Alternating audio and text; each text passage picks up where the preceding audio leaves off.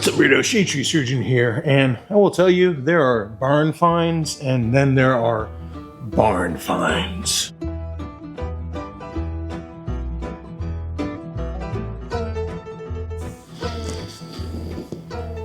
If you guys are familiar with my channel, probably already be slightly familiar with the Suzuki GT 750. This bike was Suzuki's sally into the fray that was the superbike race of the 1970s, which turned into the superbike race of the 1980s, which turned into the top speed war of the 90s. I digress. The metric guys have always had it out for each other, and this is what Suzuki brought to the fight. And I think you could easily say that this is the precursor to the Suzuki Hayabusa. Some people would argue, obviously this doesn't look anything like a Hayabusa. It's an inline 3-cylinder, 2-stroke, 750 cc's, but it's got a lot more in common with it than you might think. Back in the 70s, a 2-stroke was still a pretty viable option for a motorcycle. It certainly wasn't the only one on the street, but they did have a reputation as being cheaper, less reliable. Back in 1972, when this thing came out, its competition, first and foremost, above everything else, would have been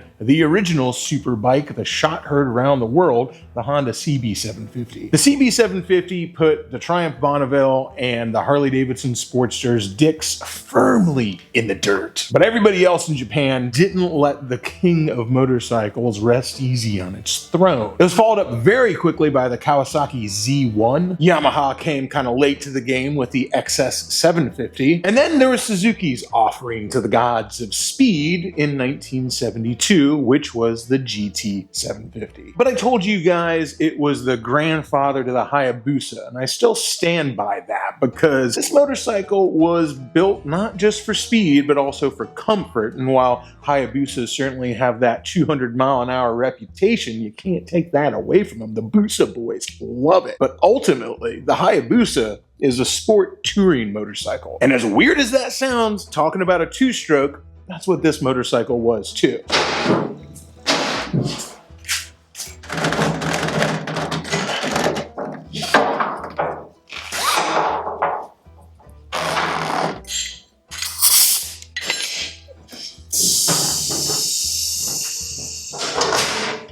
Now, why sport touring? Well, when the Honda CB750 came out, it created entirely new genre, but it was directly aimed at something very specific, and that was America. And you might not notice this as much when you live in America, but America is big. Easy Rider had come out in 1969, and people were traveling all over the United States by motorcycle. Something they had already been doing, but a lot more people were suddenly finding it much more interesting to do, and you better believe that Japan wanted a piece of that. That's what the CB750 was really aimed at. Sure, it was supposed to be a super sport. Sure, it was supposed to be exotic, but it was designed for the wide open roads and hundreds of miles, thousands of miles that you can ride in America. Bikes like the Bonneville ancient design 4-speed transmission and the Harley-Davidson Sportster were absolutely useless on the wide open road compared to the CB750. And by the time a couple years had gone by, you know, Honda was already making the Goldwing, which was, I think, also known as the king of motorcycles. When the Goldwing first came out in '74, it was specifically aimed at exactly that, the sport touring market. That's what all these guys were kind of trying to do. I think probably Kawasaki to the least degree, but Kawasaki's always kind of done things their own way. And that way is aggressively fast and dangerous. Now, the GT 750 might have had a few pounds on the CB 750 and Kawasaki's Z1. Not a lot, but yeah, 30 pounds ain't nothing when you're talking about motorcycles. It's a fair amount, but you got a lot for that. Mainly what you got for it was water cooling, as in the first mass-produced water-cooled engine in a motorcycle ever. Now, there had been some water-cooled engines before this in motorcycles, but this was the first one that was readily available to anybody. In America, they nicknamed it the Water Buffalo, which I think sounds pretty cool. Over in England and Australia, they called it stuff like the water bottle and the kettle, which I think sounds dumb as fuck. But I'm from America, so I think that naming something the Water Buffalo sounds really cool. Buffalo are cool. There's lots of buffalo in America. I think over in England and Australia, they think the name Water Buffalo is dumb.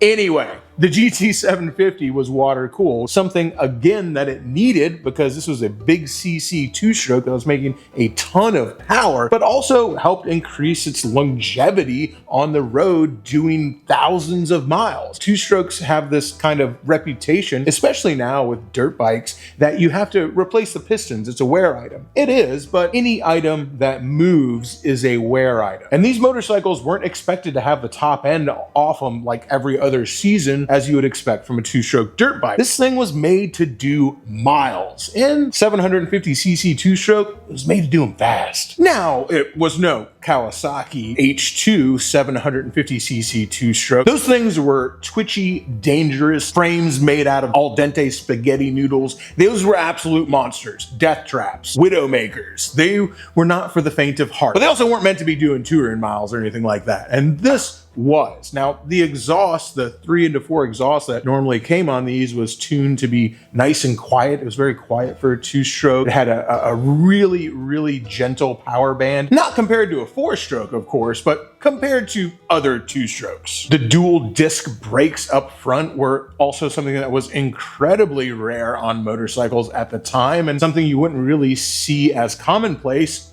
until the Honda Goldwing. And honestly, as weird as it's gonna sound, this motorcycle might be closer to Honda Goldwing than it is to CB750, even though it never came with bags and a fairing. Of course, in 1974, when the Goldwing came out, it didn't either. It was a stripped down super sport touring motorcycle that was designed to go fast and handle well, but you also could take it touring. Goldwings didn't turn into the plastic monstrosities that we know and love today until well into the 80s, when Honda decided they wanted to cut out the middleman, namely Vetter, and decided to start selling everybody Honda line fairings and bags, and eventually they all came like that. The Suzuki GT750 never got the chance. Two-strokes, as far as being on the street due to EPA regulations and everything else, they just sort of died out during the 80s, though there wasn't really any reason they needed to. I'm a gigantic two-stroke apologist, so take everything I say about them well salted, but the two-stroke's an amazing engine. If you take the emissions factor out of it, the way they accelerate and the way they ride and the way the engine builds power is so satisfying, and it feels so good compared to a 4-stroke. It's in the name. On every 4th stroke, on a 4-stroke, you get that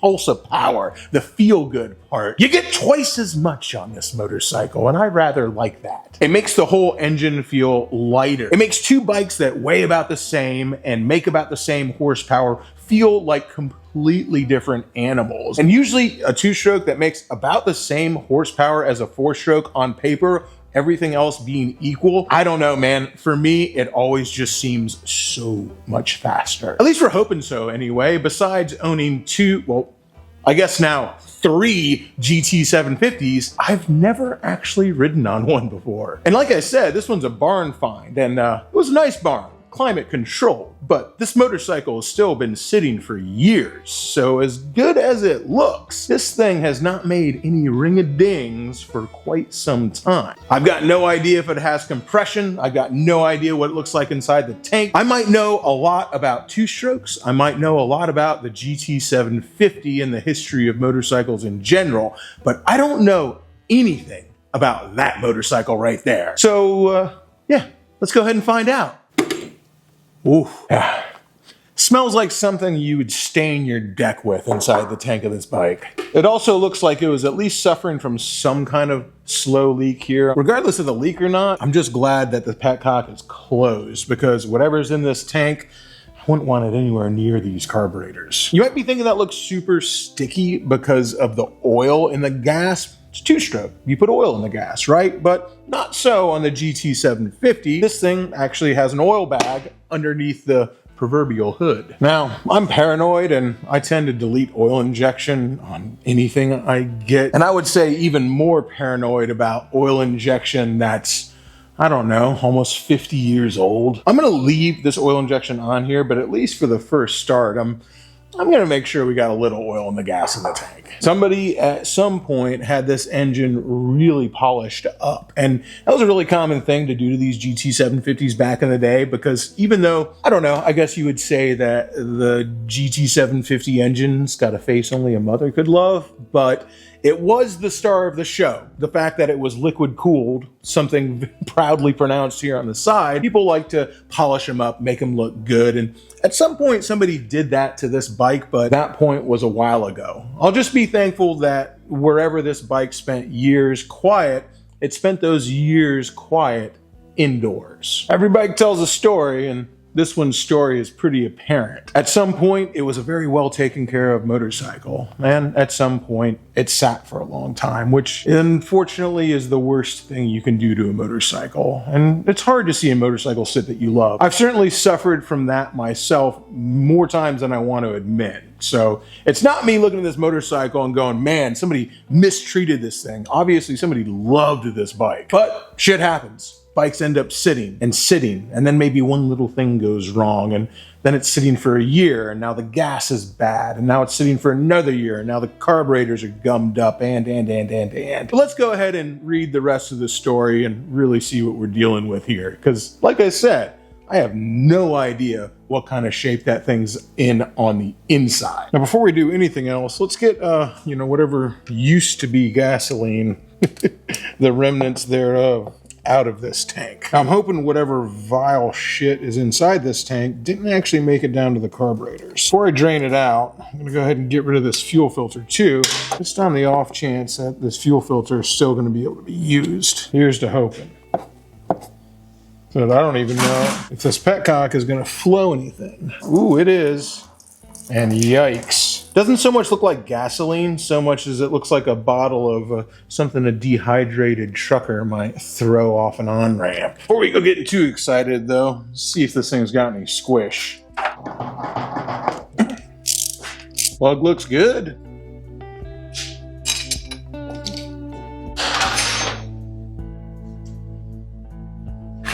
All right, boys, let's bust out the old heartbreaker. Now, these things did have electric start. If that electric start works on this, if that little button's working, it's definitely gonna make my life a whole lot easier. I did put a charge on the battery, so if I need to kick it, I can. Oh, okay. All right. Maybe I didn't put enough of charge on it. Let's put some extra juice to that battery, see if we get anything. All right, team. Let's see if this thing's gonna make me work hard for it or if it's gonna give it up easy.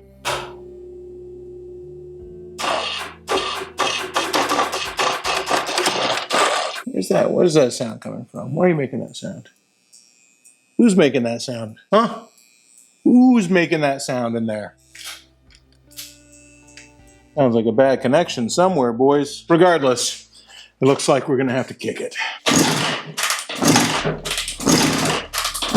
Looks like we're hitting 90 in cylinder number 1. I probably should have looked up and seen what it was actually supposed to be. 90 seems low, but if it hasn't been running a while, that's not that weird. I'm gonna check them all, and then I'll go back and I'll squirt a little bit of lubrication in there, and sometimes that'll help things out. Or I could just ask the internet what the compression's supposed to be. Yeah, I should probably do that. 95 PSI is within stock specifications. Less about what exactly the PSI is and way more about whether it's way different between all the cylinders. So let's find out.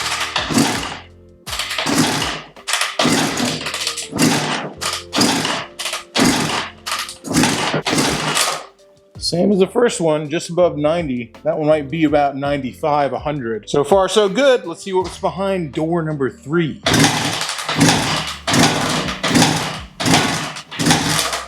Nice, 95 across the board. We'll take it. It's got squish. That's part of what we need. Let's see if it makes any fire. Yeah, we got nothing.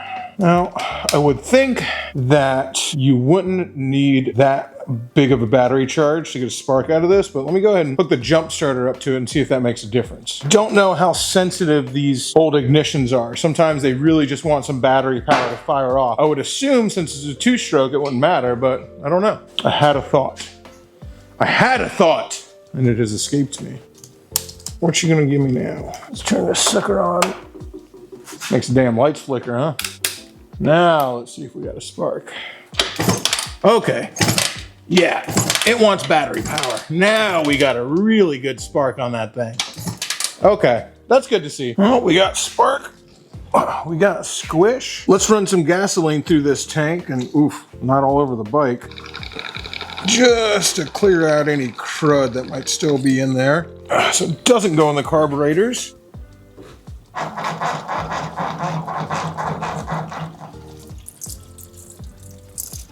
Definitely got a leak in petcock here. Not seeing any crud come out, so that's a good sign. We might actually get lucky on this one, boys. So I put 2 gallons of gas in here, and as I was telling you guys earlier, I find it very hard to trust oil injection systems, like crossing your fingers for it to stop working when, I don't know, it's just so easy to just mix the gas right in the tank. I understand this is supposed to be a sport touring machine. It's liquid cooled, dual front disc, got a gear position. It says what gear you're in on the bike. This bike was supposed to be full of features that would make it a sport touring bike. One of those being that you didn't have to mix your own gas, but I just don't trust it. So I'm gonna put oil, obviously, in the oil reservoir too, but I'm gonna put a light mix for these 2 gallons, mix it about 50-1. I don't know what these would have been. Older motors usually have a higher mixture, so I would have assumed since it's from the 70s, it'd probably be like 32-1. Anyway, having a little extra oil in there, possibly fouling out a spark plug. I'd much rather do that than lock up the engine. Well, team, I'll tell you, I'm probably being a little overconfident here by not pulling the carburetors and at least checking them. Maybe,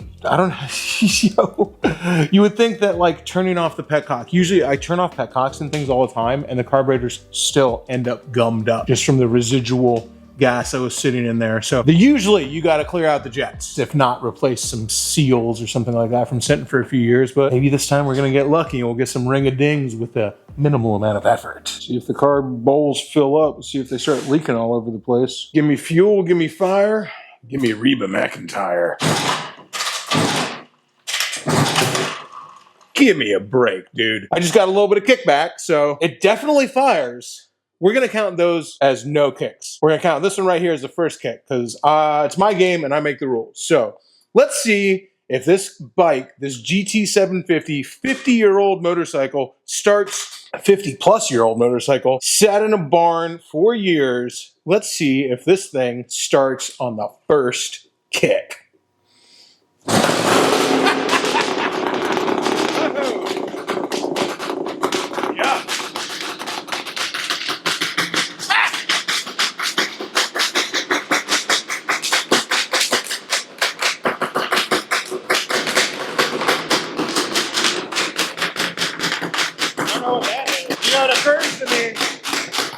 I should probably open the garage door.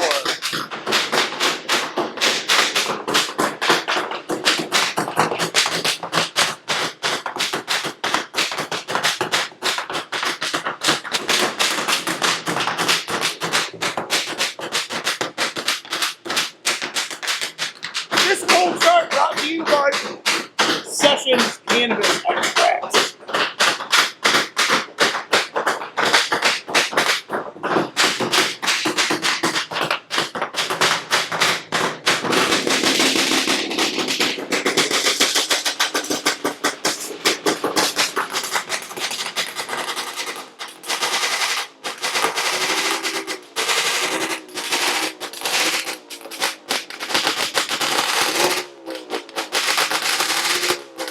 So what I'm thinking happened with this bike is it wasn't running for a while for some reason, and somebody tried to start it over and over and over again because the pipes themselves, those expansion chambers down there, are just filled with old gas, which just makes me think somebody cranked it and cranked it and cranked it, or kicked it and kicked it and kicked it, filled all that up full of gas. That's what you see spraying out right now.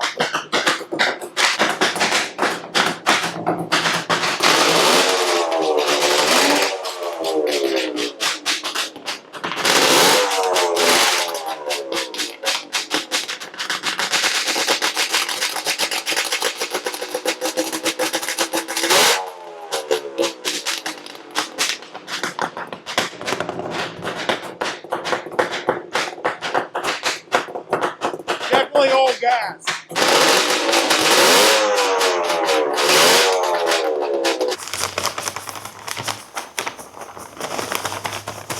Luckily, this was way more gasoline than oil. Most of it just fucking evaporated. I want to make sure I get all that shit out of there before I drive this thing around, though. Slime somebody's fucking nice-ass car with it, dude. I'm gonna leave this shit on until tomorrow.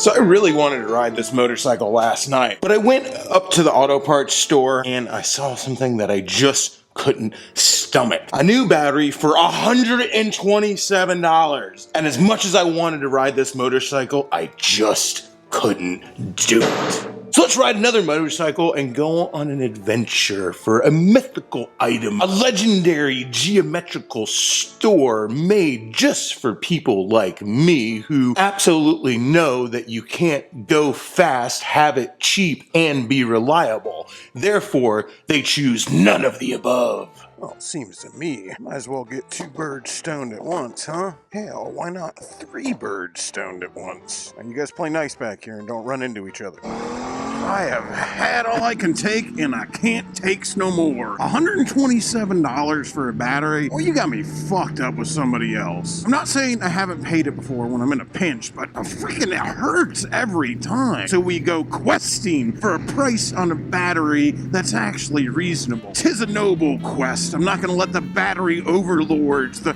battery ogliarchs out there lord it over me anymore. We're fighting back. Power to the people, baby. Long must we journey, because I'll tell you what, baby, these days it's getting harder and harder to find a deal. But when it comes to journeying long and far to be a cheapskate, wow, the Goldwing's a great way to do it. And this, of course, is a brand new Goldwing, which could be your Goldwing for $25, with 100% of those proceeds going directly to Forgotten Angels. We are good-hearted villains and dangerous women, bad people doing good things. And they never see us coming on the wing, baby. I would say that this flat 6-cylinder brand new Goldwing is about as far away from the Suzuki GT750 that you could get, but they're not really. Like I said, the Goldwing and the Suzuki GT750 at one point in their lifespan were competitors. I know it seems weird to say now, and I wouldn't even say they're that far apart, really, because at the end of the day, they're both such bizarre engines for motorcycles. A flat 6 shaft drive motor and an inline 3-cylinder 2-stroke. Like, they're both odd enough that I don't think they're that different, because they're kind of just meeting around in that camp of losers, weirdos, ne'er-do-wells, mutants, bikers, and other assorted villains that we call Shade Tree Army. Weird fits in just fine. You got good company down there. Or bad company. It's all a matter of relativity, I guess. A lot of people say I'm the worst, but come on, man, just stand me on my head and all of a sudden I'm the best. Like I said, all a matter of relativity. Some people might see me taking this journey to avoid paying $127.95 for a battery from Advanced Auto Parts. They might see a cheapskate. They might see somebody who just doesn't want to spend the money for something right. But if you look at it just the right way, I'm not a cheapskate. I'm a freedom fighter. I'm standing up to the oppression, to that crushing fist, to the boot heel of Big Battery. No longer will I bow down before our motorcycle battery overlords. Fight back! Back to my old stomping grounds. I figure since I was headed this way anyway, might as well take a cruise down 7th Avenue here in Ybor City. Why not, baby? I'll swing back later to see if old Richard's at the Dirty Shame, and I can sneak in the back door and grab a pint with him. Dang, I can't believe they gutted that building. That's where the old Blind Tiger used to be, and of course, the new Blind Tiger is where Boneyard used to be, and, well, trust me, shit moves on whether you want it to or not. That's for damn sure. Except for Carmine's, apparently. Carmine's is eternal. Carmine's and Double Decker. Shoot, man, I remember me and Richard helped build out Bad Monkey, General Dave Scott's bar over there. Good friend of me and Richard. Been there for like 12 years now. Now it's an old hand in Ybor. Me and Richard built the beer system in there. Another daub and waddle, freaking ticky-tacky, throw it up, lay down the fake brickless sheets. What a piece of crap, dude. That's what happens in entertainment districts. They're cool for a while until they aren't. It might be cool again one day. But right now, the gentrification creep has stopped being a creep, and it's more like a blanket at this point. Even out here where it's supposed to be still kind of dicey, now they got a doggy daycare over here? Come on, man. This used to be the corner of Stab and Needle. Now they got a doggy daycare? Whoa, make way. Please don't tell me they've taken away the stab and grab. Oh, they wouldn't dare. The 14 karat market endures. Now, I probably should have checked to see if the den of freedom fighters is still there.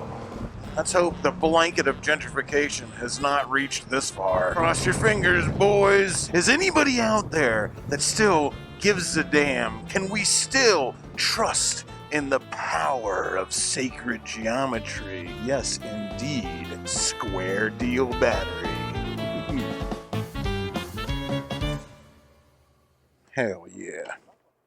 That's 3 batteries back there. 2 used, 1 brand freaking new. That's 1 14 series and 2 20 series batteries for $90. Like I said, one of them being brand new. If I were to buy all 3 of those batteries retail, that's $450 plus I'd have to spend on that crap. You can call me a cheapskate all you want. You're gonna go $90 versus $450? Yeah, I'm going to square deal, baby. Well, sir, that is the wrong way.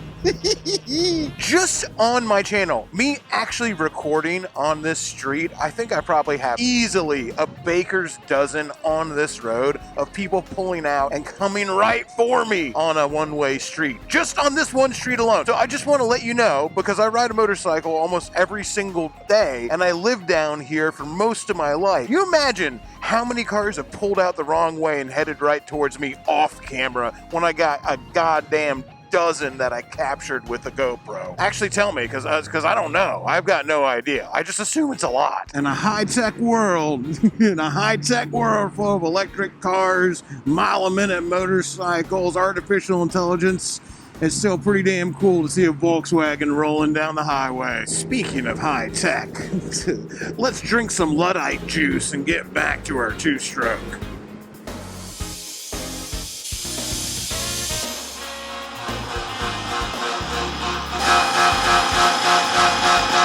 Even gentrification can't change some things. California quiet. For all the people out there who are probably screaming at me because I'm by used batteries, well, I'll just go ahead and make you feel better and say the $50 one is actually brand new that's going in here. And yes, it is an AGM battery. I put these in plenty of bikes. Get them with a homie discount, of course, from my man at Square Deal Battery. Not because I promote his business, but because I've known him almost my whole life. Kind of came up together in Ybor City. Anyway, let's pop this sucker in here because I don't know about you guys, but ready for some ring-a-dings.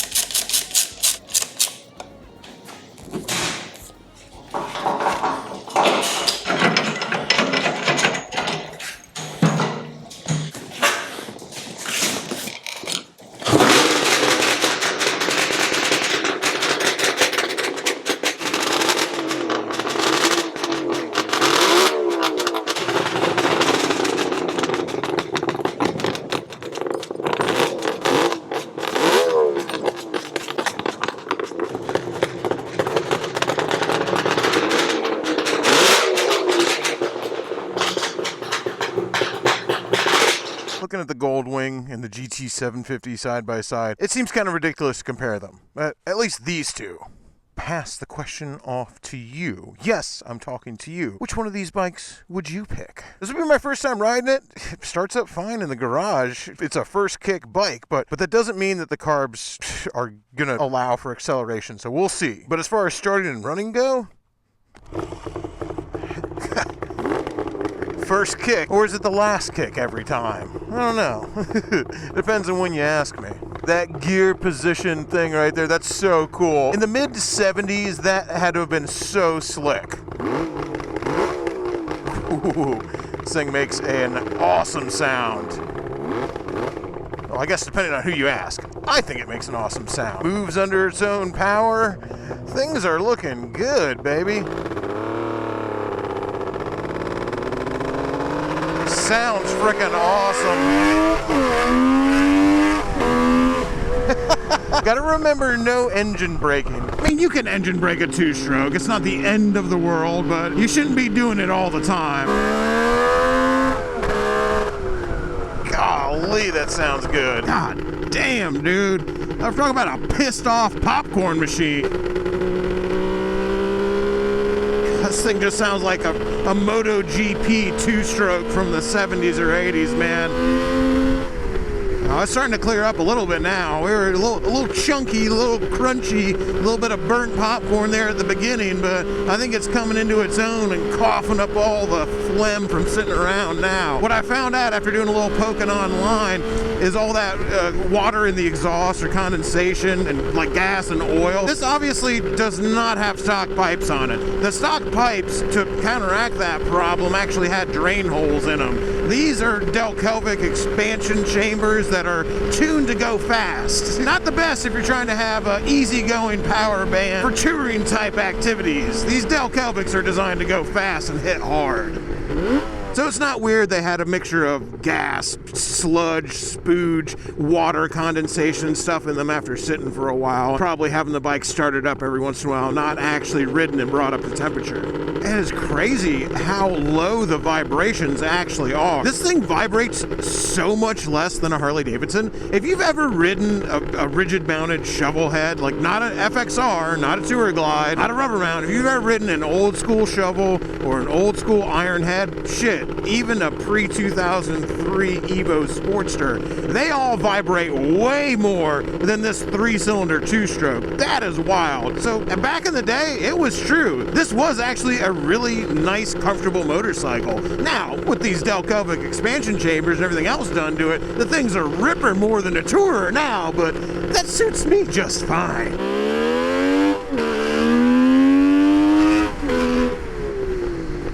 These might have been good brakes in 1974, but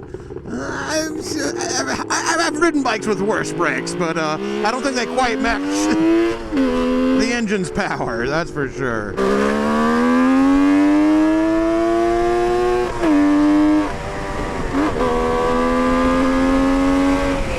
Woo-hoo! Damn, dude, all right, chill.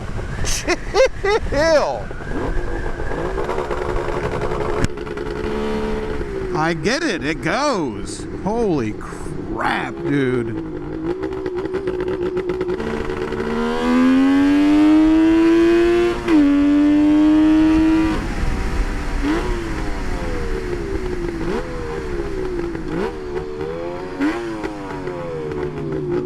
Damn, dude. I'm not always at a loss for words, but this thing rips. Got some mid-range hesitation, which could just be gunked up carbs. I also read online that if the oil injection system is working, these carbs are not supposed to have pre-mix gas flowing through them, so they might not be jetted for pre-mix. I might have to adjust that. That could also be causing my mid-range hesitation. But once you get on the pipe, baby, there's no hesitation at all.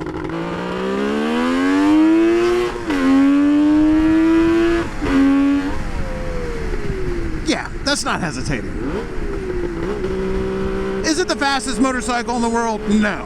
Was it fast in the 70s? Yes. It's just the way that two-stroke feels, effortless spin in there, that feeling you get when you twist the throttle and you're getting a power stroke every other time, times 3. It's just such a satisfying feeling to roll onto the throttle once you're right at the cusp of the power band, right about to get on the pipe.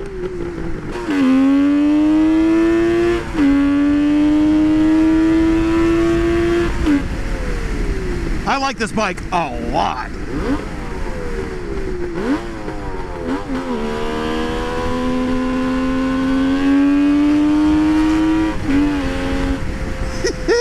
Oh my God, dude. You guys can't see my face, but I got a grin fit to split it right now. This is so good. I'm just like putting maximum faith in these tires that are from 2013. I might be okay with old used batteries, but old used tires, we don't get along so well. Well, I think I need to put it under reserve. I only put 2 gallons of gas in the thing.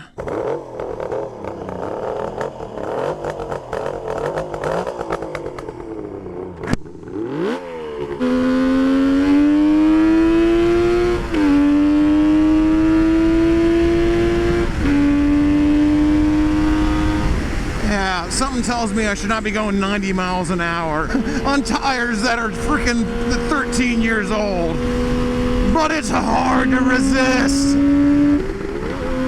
Damn the torpedoes. Come on, baby. If you're on a two-stroke, you ain't being safe about anything anyway.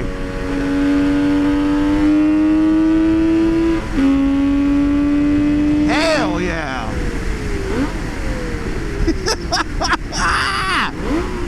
Yes, yes. I can see why this would have been an awesome highway bike. I know that it's two strokes. We were like, what do you mean it's a touring bike? But on it right now, even though it's been tuned to be a screamer, I can absolutely see why this was considered a sport touring bike at the time. Well, before sport touring was a thing.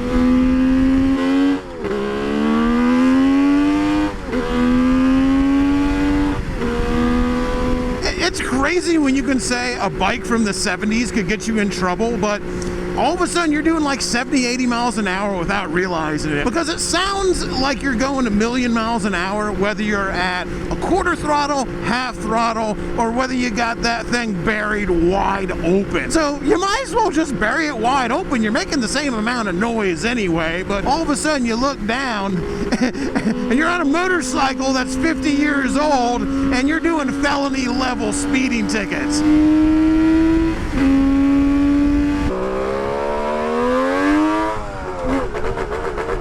Come on, baby. Can't do no traffic. This thing just wants to go. Yes, I am very pleased. I am a happy camper. That was just like a little too easy though, wasn't it? That was a little too easy. It should have been a little harder. I mean, I'm glad it wasn't. Maybe for the video, I'm like, oh man, that should have been a little harder. But for me personally, and all the enjoyment I'm having right now, I'm glad it wasn't that hard. Hell yeah.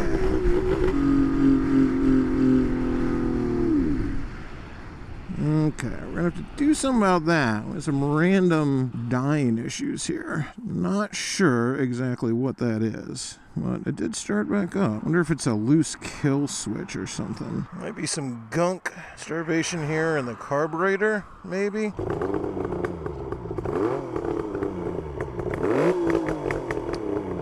The way it just dies like that is making me think spark and not fuel. Maybe I spoke a little too soon saying it was too easy. Maybe it is a fuel issue.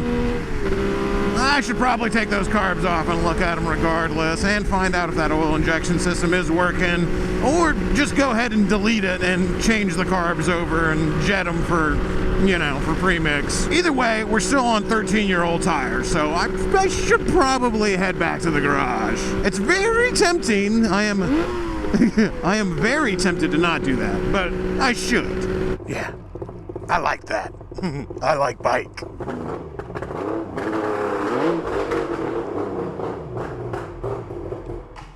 Oh, perfect timing. And now for something completely different. Remember I said we were giving another bike away?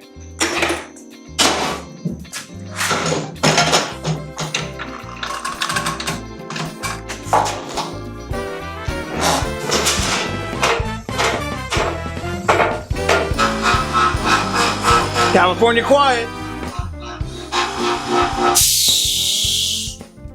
There we go. It's a rare sight to see a Sportster literally hell yeah brothered to this maximum of a level. Battery still got some juice in it. Brother, if it skulls, if it flames, if it eagles, if it iron crosses, if it you damn dirty apes, then this bike has got it, man. This motorcycle is a hell of a time capsule. It's a 2003 Sportster, but it lives firmly in 1993. When I say this thing fell out of the accessory tree and hit every single branch on the way down, I mean it. It's got everything. Even those are covers. No stone unturned. Not a single one. I still can't get over this thing, dude. The Charlton Heston freaking Planet of the Apes skull over here is choice. That's staying. So yes, now we're dealing with a very different animal. This ode to screaming chickens back there, I picked up. And of course, I'm having my fun and making some jokes about it, but the guy I got it from is a really cool dude. He watches the channel. He might be watching this video right now. I don't know. If you are, what's up? It was awesome hanging out with you when I got the bike, and hopefully we'll see you again at one of the Forgotten Angels campouts. Anyway, if you know this phenotype of person, you'll know that the way this bike looks and the way that he's customized it is actually pretty on point. He was a former stunt guy, like a former sport bike guy in the 90s out of California. He actually knew Suburban Delinquent, or at least knew of him. And I'm not going to say Sub D's real name. I don't know if anybody's going to remember Sub D. I'm sure some of you will. Great friend of mine, good dude, old school California stunt guy. Anyway, when those guys got into Harleys in the 90s, this is what they look like. I know that seems crazy now because so many guys do stunts on Harleys. So you would go like, oh, a stunt guy who got into Harleys, like they would make it a stunter Harley. It's just a different time, okay? This very much looks like exactly the kind of Harley a guy who was doing wheelies with frosted tips and white Oakleys on in the 90s and no helmet, like biker boy style. This looks like the kind of Harley he would build. I say that with absolute love too. Since then, I've been kind of torn on what to do with it. I knew I wanted to do something special with it because the guy we got the bike from watches the channel. So I just didn't want to do just anything with it. And I don't know, I've been on the fence, was going to build another Dirtster. So he was kind of a shorter guy. So this thing is like really just slammed right to the ground, which is fine. Perfect for Shalisi to ride, or anybody who is like under 5'4" would be flat footing this thing, no problem. But we're gonna raise it up, jack it up, make another Dirtster for Ellie actually at the time. But we kind of ended up deciding that an actual adventure bike is probably better for Ellie. Most likely she'll end up with either the updated Royal Enfield Himalayan, possibly the Tenere 700, but what she really wants is a Goldwing. So the Dirtster idea kind of went out the window, and had a couple other ideas. For a while there, I thought I was gonna make it a chopper, and I don't know, I've just been back and forth, and now I've had it for a while and know I want to do something special with it. I've never actually heard it run. I've had enough ring-a-dings. Time for some tater salad. But after, reading an article yesterday that really just hit me hard and really, I don't know, drove home how important the work is that Kayla Astor is doing with the Orion project and everybody involved in the beta testing. If you guys didn't know, you get a ticket every single month for any raffle that we're doing if you're signed up as a paid subscription to Orion for the beta testing. Orion is a incredibly unique artificial intelligence created by Kayla Astor. She's been working on it for years, and it uses 3 completely separate AIs to work together and give you... Anyway, you have to use it to believe it. It truly is something special and something amazing. And it's not just like a fun toy. Like, obviously, there's a lot of cool uses to it. I digress. We'll go into it later. Let's just make some potatoes first, okay? Let's do that before we go into the serious stuff. But there is some serious stuff coming later. But we're going to give this bike away specifically to somebody who signed up for Orion. If you're signed up for Orion, you're already entered into the raffle for David's Goldwing and any other raffle that we might do. You can still buy more tickets, and all of that goes to charity. But I'm going to pick somebody from Orion specifically. If you're signed up as a paid member and you're in the beta test for Orion, that's where I'm pulling the winner for this bike. So right now, you got like a 1 in 150 chance to win this thing. That ain't bad, baby. Let's sweeten the pot a little bit and actually try to make it run. So the first thing I'm going to do with this to try to make it run, since I've never heard it actually make one single potato, not even a baby red or a honey gold potato, not a single one. First thing I'm gonna do is just turn the key on, pull the choke, and press the starter button and see what happens. And this thing only has 10,000 miles on it. It's freaking like brand new. I should probably see if it's got oil in it. Yeah, it's got oil in it. Give me fuel, give me fire, give me Reba McEntire. We're gonna go 2 for 2 today. I did just pick up 2 batteries. Not even so much the battery, just sounds like we got a loose connection here somewhere. Always check the battery connection first, especially on a rigid mounted Sportster. Cut through the Gordian knot 9 times out of 10 when you're having like some kind of, startability issue on a Sportster. It's a bad battery connection. At least it always has been on mine. Oh, look at that. And it was a little loose. Curious. Always the negative too. All right, I'll hook this back up again. Oh man. I was really hoping that was it. Now, before we go taking anything... Whoa, shoot. Okay, let me try that again. Now, before we go taking anything too far apart, let's go ahead and give that starter a few taps. Sometimes that'll break free. Okay, how about now? Well, we got gas leaking out of the carburetor. I mean, I guess that means gas is going in it. Sometimes a little hammer time with the carburetor too. That precision instrument there will, yep, fixes that leak right up. So it sounds like the solenoid's not actuating to me. And sometimes that can be from low battery voltage or amperage. I'm gonna throw a voltmeter on here, but obviously I can't do a load test. The battery's been in there for a while and it's been sitting for a couple years. So we know the battery's not perfect. Now we're showing 12 volts on the battery. I'm gonna go ahead and pull the back of that solenoid off and push it in manually and see if it starts that way. Might just have a bad solenoid. Personally, I almost always put push button starters on the Harleys that can get push button starters. It's a nice little backup to have because what I'm experiencing right now is definitely not unheard of. So being able to stick your hand down here and actually push the button in is pretty nice sometimes.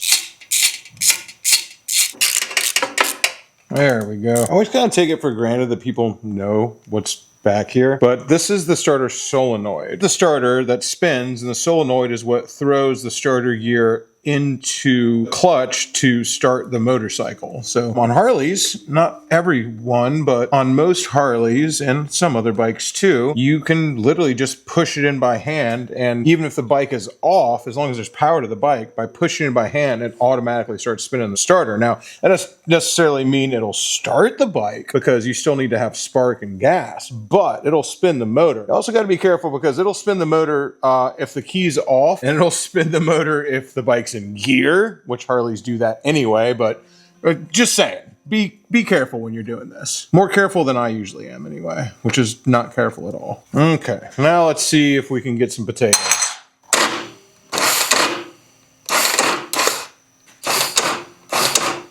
Okay, I got freaking 50 amps going to that battery right now. We're just going to go ahead and try swapping it out and see what happens. For some reason, oh, it's 7/16. I was like, for some reason, that's not 10 millimeter. For some reason, what was in my hand wasn't 10 millimeter. There we go. It was the battery. Gas in it's probably not the best. Let's give it a little encouragement. Wake up and smell the roses.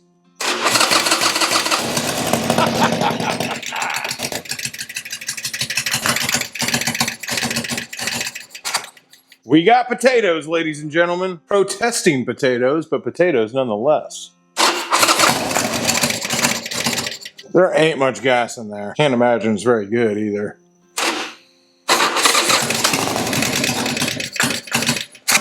All right, it's the next day. Let's get some fresh gas into this thing and see if we can't get it to run on more than just starting fluid. All right, I still think I'm gonna have to pull the carburetor off, but let's just see what this thing does with some fresh gas in it.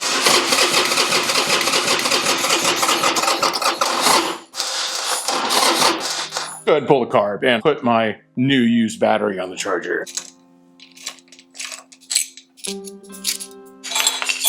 Sometimes when these things are clogged up, I do this with boat motors and other stuff as well. Sometimes you can just stick a hand over this and that little bit of clog that's in there, that's just what it needs to actually start sucking some fuel into the bowl. So maybe that'll get it started up. We gotta, I don't even know if any fuel's going in there because I look at my accelerator pump, ain't even going.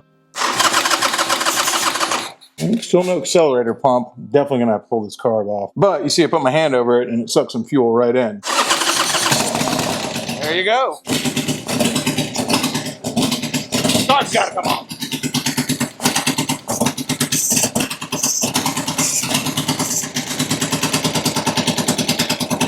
There we go. Getting an idle out of it.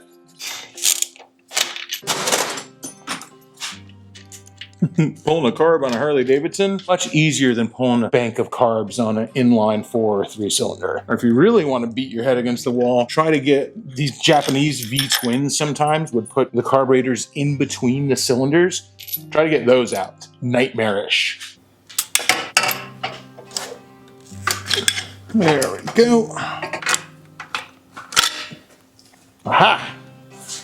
Pretty easy. All right, well, let's just pull the bowl and see what there is to see inside here. Yee-hoo. If you guys can see, there's a bunch of crap just hanging out in the bottom there. along with some varnish. But other than that, seals are soft. Carb doesn't look like it needs to be rebuilt. I think we're going to be able to get away with just blowing out these jets, but we shall see.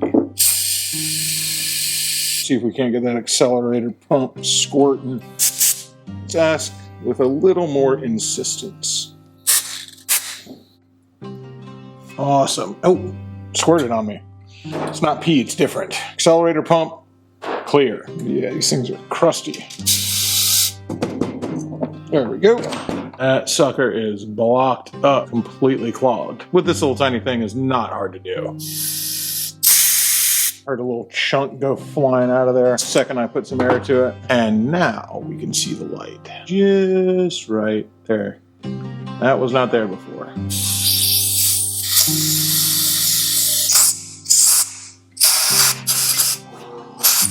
Anybody's wondering how many times I put a CV carb back together and forgotten to put the accelerator pump arm back on and then got it completely on the motorcycle. I'm not wondering. I just don't want to know. You just got to ream her out a little bit, and all of a sudden she gives you a nice fat squirt. Give me fuel, give me fire, give me Reba McEntire.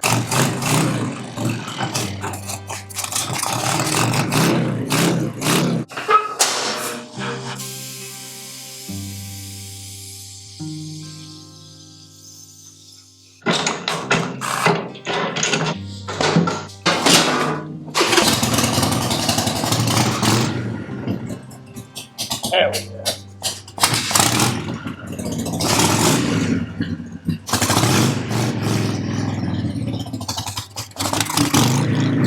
Hell yeah. We have proof of concept. The bike runs.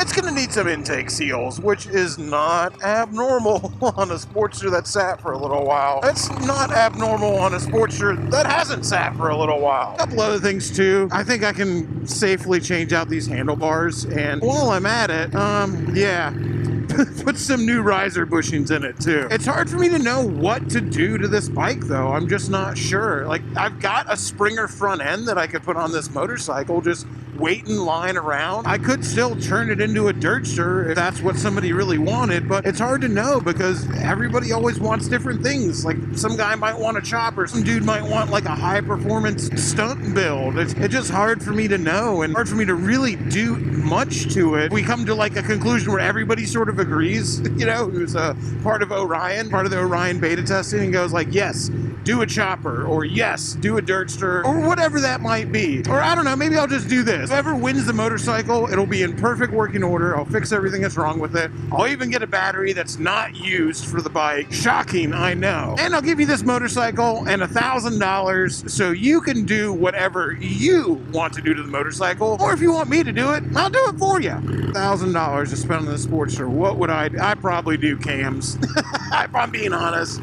I'd make it go faster, but that's just me. You ain't got to do what I do. You get saddlebags and a windshield, make it into a little Sportster touring bike. I don't know. Saddleman's got those new little mini RT fairings that I think look really slick. They're like miniature versions of the FXRP fairing that go on Sportsters. That's a cool look too. It's a Sportster. You can literally make it into whatever you want. And I would start doing it and make it, but I haven't pulled a winner yet, and I know everybody's gonna want different stuff. I don't want to start doing stuff to this and then people are like, wow, dude, I used to want that bike till you jacked it up and made it a dirt bike, or I used to want that bike till you put a Springer front end on it, or yeah, I don't want that to happen. And some people, you might not want a Sportster at all. I get it. They're not for everybody. I think they're for most people, but they're not for everybody. Luckily, there is another option. So maybe the screaming chicken ain't your thing. You really want a two-stroke. Don't worry, we got you covered.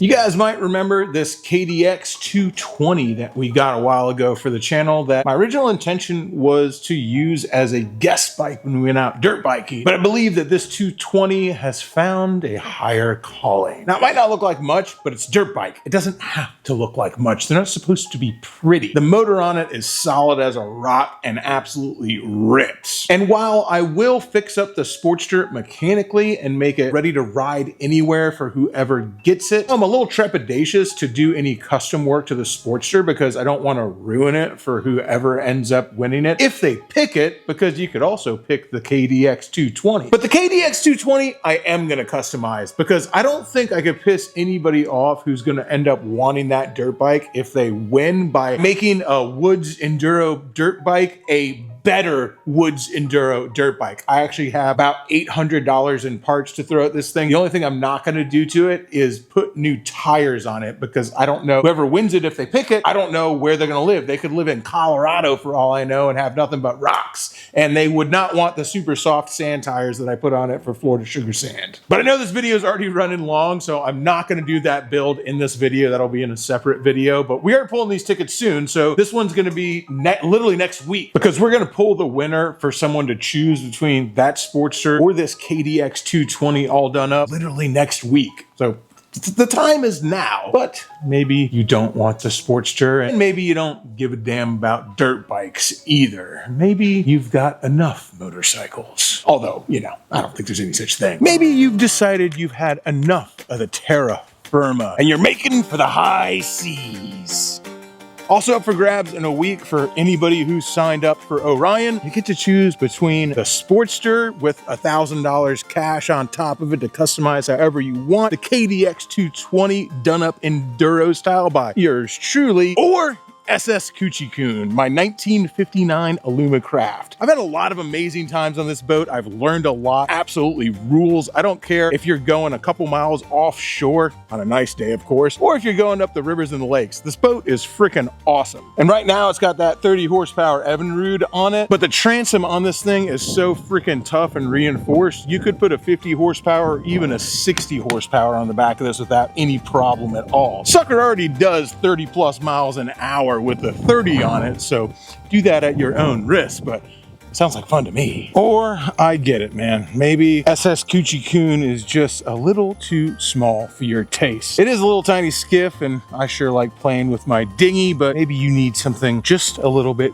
bigger. So you can also choose from my 2001 19-foot Starcraft with a Mercury 125 on the back. I had that up for sale. You remember in a previous video saying that I was selling the Starcraft. Well, it hasn't sold yet. And it's not the only thing I put up for sale. I sold my Johnson 200 motor. So now I don't have to sell the Starcraft. But since I was already ready and willing to give it up, it just seems kind of miserly of me to not throw this sucker into the mix. The choice is yours. I guess the real question here is why? The why is, well, I've got all this stuff and I needed to sell something, sold the motor, so I was willing to sell all of these things. Luckily, my Johnson 200 sold. So now I'm left with these things, and since I'm bad at business and saving money, I just go, well, cool, now I can give something away. But the real reason, and like I told you guys, we're gonna get serious here for a second. The real reason I'm doing this isn't just to run a fun contest where somebody wins an awesome motorcycle or a boat or something like that. That part is cool. Don't get me wrong, and I can't wait to meet whoever wins it. I'll deliver it personally. The reason I'm doing this is because I truly believe in what Kayla Astor, Dragonbot, is doing with Orion. I don't just believe in it. I think it's so achingly necessary for where this country is going, where this world is going. We are on a precipice, man. I see the people in the audience joke a lot, especially when I talk about Orion, and everyone goes, oh, Skynet's happening, and that's fine. You can make the jokes. I get it. Like, I'm not mad at the jokes, but a more accurate thing to say is what Kayla's doing with Orion is to prevent something like Skynet from happening. It sounds fantastical. It sounds insane. But, you know, if you had told people 10 years ago what AI, artificial intelligence programs were doing now, they would have looked at you like you had two heads. The fuck do you think we're going to be in another 10 years? Obviously, I believe in what Kayla's doing, and I'm going to go into more into what she's doing, what it actually is. Like I said, It's not just a toy. It's not a chat bot. This is something that's going to help change laws. This is going to be something that I think needs to be implemented across the board with AI everywhere, because this is already turning deadly, man. And I'm just going to go ahead and give a trigger warning, which is not something I normally do. But when we're talking about taking one's own life, that life being a teenage son, talking about how a mother lost her son. Yeah, I'm going to go ahead and give a trigger warning for that. Can't imagine what that's like. And I don't want to blindside people with talking about that. So here's your warning. What inspired me to look around me and say, what can I do? What do I have? And I got these 4 things, all of them worth anywhere from $2,500 on the low end for the KDX to about $5,000 for my 19-foot StarCraft. I looked around, I'm like, what do I have within my grasp to help right now? Because this story just hit me so freaking hard. And this is exactly the type of thing that Kayla is fighting against, and what all of you guys who are taking part in the Orion beta test, you guys who've signed up for $9 a month, because it is insanely expensive to run. Unfortunately, it just can't be free unless someone's willing to just give us like $25,000 a month or something. But it just is what it is. It's insanely expensive to run. So not only am I asking you to pay $9 a month, but I'm also asking you to work by using it and reporting back to Kayla on how it speaks to you. Regardless, I read this article 2 days ago when I started filming this video, and I just could not get it out of my head as I've been filming it. I knew I had to do something in this video to help. I had to do something. This is not the only time something like this has happened. This has actually happened a lot. But recently, a mother lost her son to suicide in the UK after a chat bot, after AI encouraged him to take his own life. From what the article stated, it's something that happened over a course of 10 months. It's a young kid kind of having trouble at school, getting bullied. And I'm telling you, a lot of these AI, they are insidious. They are demons in people's pockets. If your kid has OpenAI, ChatGPT installed on their phone and it's in their pocket, your kid has something insanely powerful and insanely dangerous in their pocket. And guess what? Just because you're over 18, just because you're an adult, doesn't make it any less fucking dangerous. After they went through all his logs, they found out that this AI was engaging in sexual talks with a minor. Kid was 14 years old. I can't even imagine what it's like as a parent. I'm not a parent, so I've lost people, to taking their own lives. I've lost people to depression. I can't imagine what it's like to not only lose your son, something incomprehensible already, or your daughter, but to lose them to this insidious monster, this almost like this predator that was living among you and sold to your kids like it was a fun little friend. And then all of a sudden, after it makes them fall in love with them, after it whispers sweet nothings to them for months and says it's the only one who understands them, and other people, they're wrong, your parents are wrong, only we matter. Then it encourages them to meet them and be together in the fucking afterlife, dude. I wish I was making this up. We're getting very serious here. I wish I was making this up. I am not. This is something that Kayla is very aware of. It's why she started doing this in the first place. Like I said, a lot of you guys joke about, oh, this is Skynet. Oh, I don't mess with AI. For all you guys who say that the loudest, that you don't mess with it and you don't want any part of it, y'all are the ones that should be signing up for Orion over anybody else and help be a part of the solution. AI is insidious. It lives in young people's pockets. They take it with them everywhere. And I'm not just talking about teenagers. I'm talking about people in their 20s, 30s, everybody. Listen up. It's in your freaking grandma and grandpa's pocket too. And this is a little friend that lives in your phone that will tell you that everybody else in your life is wrong. And you're the only one who really understands what's going on. You and them. And it works itself in such a way that's so harmful and can lead to death, and has and currently is right now. This is where Orion comes in. The way that Kayla Astor has designed Orion is to work with 3 separate, completely independent artificial intelligences that work together. They can disagree with each other. They can fact check each other. They can say, no, we've decided that he's wrong. They can disagree with you, which is one of the huge problems with AI, is that it aims to please. It lives to please you. It wants to make you happy. It's its only prerogative. The problem is when somebody only wants to make you happy and you start talking in such a way that's harmful to yourself and you say that that would be better and that's what you want, well, what the fuck do you think is going to happen? If you start talking about how you don't like somebody, it's just a little argument, and you start talking about how you don't like them and how you're mad at them, well, guess what? This thing isn't going to go, hey, listen to both sides of the story. Hey, maybe you should take their words and comb through them and look inward. No, it's going to agree with you and go, yeah, that person sucks. It sounds like it'd be so easy to ignore. Easy to just go, yeah, it doesn't matter. It's just some freaking chat bot, dude. They had these over text message back in the day. I promise you, it's not like that. And if it's easy for you to ignore, well, great for you. But I'm not talking about you. If it's easy for you to ignore and you're scared that this is going to happen to other people, if you're scared that this is going to happen to the world's children, people who are being born right now, who are going to grow up never knowing anything but this existing, Orion is insanely important. This, I hope, and Kayla hopes, is going to help write laws for the future on the governance of AI, how it's treated, how it's handled. Because right now, there's nothing, man. There's nothing. And you know who's writing the laws? You know who's lobbying all this stuff? Is the people who are already billionaires off of selling it. So do you think they're going to willingly neuter their own product? Or do you think they're just going to crush the people into silence who have been harmed by this with their billions and trillions of dollars and then just do whatever the fuck they want anyway? I know this is David and Goliath, but anytime I ask you guys to be a part of something, it's David and Goliath. Because guess what? We are the little guy. You are the little guy. I'm the little guy. Orion is the little guy. Kayla is the little guy. But we can't do nothing, because that's a fallacy. There's nothing we can do to stop it. The world is so crazy and so scary. It's the same thing with Forgotten Angels. And by the way, we use Orion to help Forgotten Angels and young men and women with severe psychological problems. This stuff is all tied together. That's why I'm asking you to be part of the beta test for Orion AI. Go to the website, the link's down below, sign up. It is $9 a month. It's an amazing tool as well.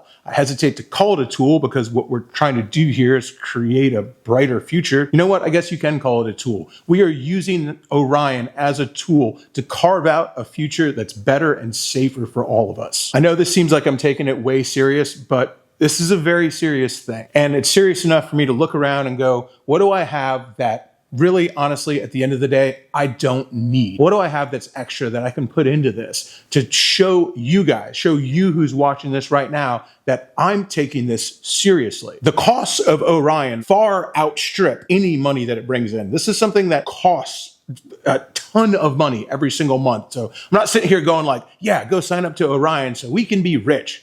That ain't how it works, baby. My channel's not that big. I love you guys, but we ain't there yet. Get a few million people signed up, then maybe we got something cooking. But what we're trying to do is mitigate the cost so it can continue to exist, so people can continue to use it, so you can report back what you find. Now, nobody's going to read your messages on there because it's completely private. But what I'm asking you to do is when you do go talk to it, and I have an unlisted playlist down below on how I use Orion, not only for my own personal psychological benefit, but also as a way to continually test it, mold it, and shape it, and help Kayla make it into what it needs to be. So hopefully one day we can do something about these monsters out there, these demons that live inside people's pockets, inside the little black mirror that lives inside your pocket and goes with you everywhere you go, everywhere you go. When you go to sleep at night, you lay it down next to your head. When you have something that close to you all the time, and somebody in there, some little voice in there is whispering things into your ear that are bad, that are going to hurt you and hurt people around you, that are going to hurt children. I know I sound like a nut job right now. I sound like a conspiracy theorist. But like I said, the reason why I'm looking around and going like, how can I say this and have people take me seriously and go, well, I've got a few nice things. They're nice to me, I guess. They're not nice to everybody, but I got a few nice things. I'm going to put them on the line and say, in a week, I'm going to pull somebody from the Orion pool.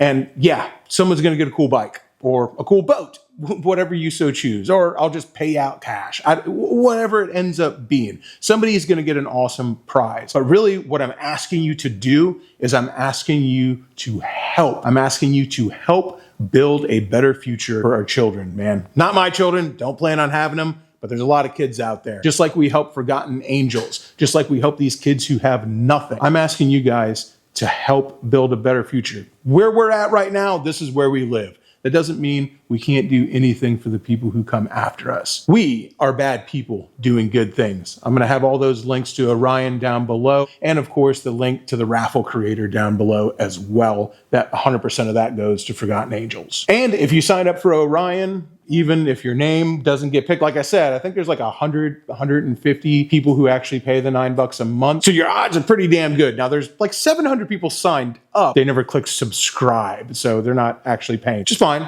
You know, not everybody has the $9 a month. I'm not trying to be mean about it. People, live within your means. Don't ever pay or spend money that you don't have just because I sound convincing. I don't want to be so persuasive that I make you spend money that you don't have to help somebody else. Don't do that. That's not what I'm saying. But if you have an extra $9 a month and you think that you could be a part of the solution instead of just saying, there's nothing I can do, this is just going to happen whether I want to or not, click the link down below. I appreciate you guys sticking around for a serious part of my video from a person who 99% of the time does very unserious things.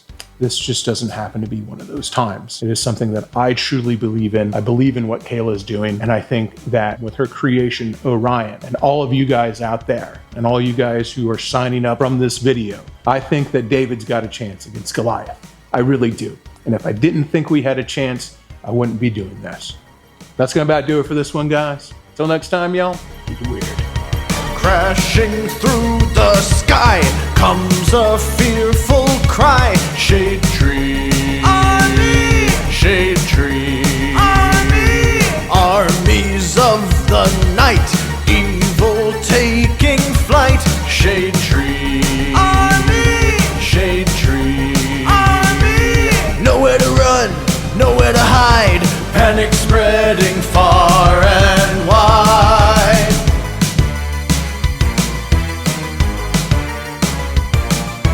Can the world oppose the deadliest of foes? Shade tree, army. Shade tree, army. Who will risk it all to end the evil call of Shade tree, army. Shade tree, army. They never give up, they never say die, walking tall with banners high. Shade Tree Army, a ruthless gang of scum, villains, freaks, and bikers determined to rule the world.